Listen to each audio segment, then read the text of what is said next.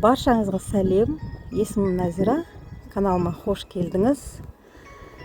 Бүгін осындай бір керемет шайға тәтті жасаудың рецептісімен бөліскім келіп отыр. Миксерсіз, духовканың көмегінсіз жасай беруге болады. Өте жылдам дайын болады. Бұл тәттіні дайындау үшін мен 5 қасық қаймаққа 5 қасық сгущенка салып, екеуін жақсылап араластырып аламын. Егерде каналыма тіркелмеген болсаңыз, каналыма тіркеліп, лайк басып, видеом ұнаса достарыңызбен бөлісіп қойыңыз. Осылай жақсылап қасықпен араластырып ала саламын. Өте жылдам дайын болады. Және де жаңағы духовканың қажеті жоқ, бұған миксердің қажеті жоқ. Енді осы 500 грамм печеньені блендермен жақсылап майдалап аламын да.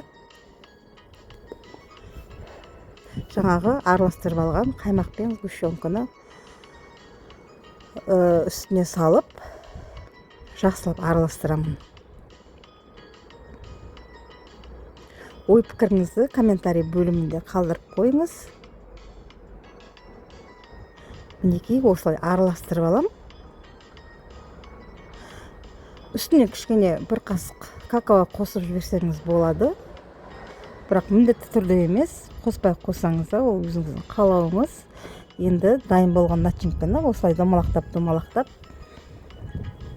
беті тегіс бір ыдысқа салып, холодильникке 1 сағат, 1,5 сағат қойып қоямын.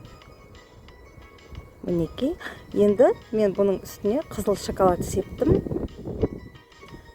Енді шоколад болмаса, жаңағы сахарный пудра, кокосовый стружка, өзіңіздің қалауыңызға қарай басқа нәрсе сепсеңіз де болады. Осылай менімен бірге міндетті түрде жасап көріңіз, өте дәмді болып шығады. Видеомды соңына дейін қарап, каналыма тіркеліп, лайк басып қойғаныңыз үшін сізге көп рахмет. Каналымда келесі кездескенше аман сау болыңыз. Осылай жасап көріңіз, міндетті түрде өте дәмді.